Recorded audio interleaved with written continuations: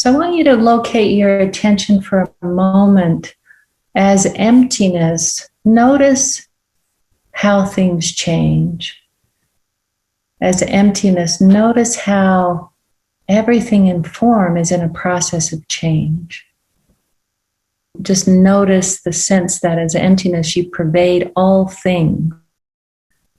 Things change at different rates. Some things change very, very, very slowly. And some things, like a thought, changes immediately. Notice as emptiness how some of the internal identity that we talk about, the identity of self, my religious identity, my cultural identity, notice that as emptiness that you're free of that. Remember, there's a beautiful poem, I'll recite it to you right now, by Hafez, because all the mystical poets speak to this in one way or the other.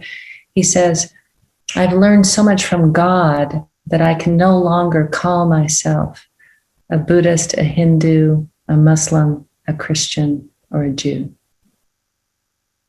Truth has revealed so much of itself to me that I can no longer call myself a man, a woman, an angel, or even pure soul.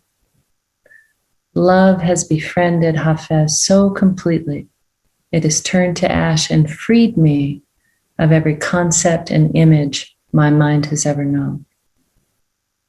So that poem was written from the perspective of emptiness, right? He's a Sufi poet, but he's writing from the perspective of complete, utter freedom.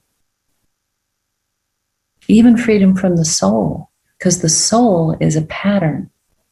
The soul is a subtle pattern. Karma is a pattern that's bound by time. But in the domain of emptiness, one doesn't even have karma. But this practice, to the extent that one does it, there's an oasis that you can't put your finger on. You don't know what it is, but you know when you're there. You know when you're experiencing it and feeling it. I experienced it with my father when he was dying. I could not get over the fact that my father was literally turning to a corpse in front of my eyes and that some part of me was okay. I could not figure that one out. Like, I felt it. It was true. If it weren't for emptiness, you could not tolerate all these people you love dying. But some part of you understands at a very deep level that all things composite die.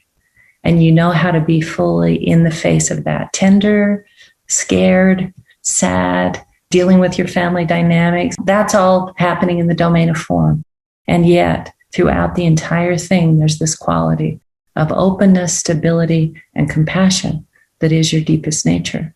And you're entitled to that. Our tradition says you're entitled to understand what Hafez is talking about, and you do. You just have to be pointed towards it because that's who you are. It's not something you have to grasp.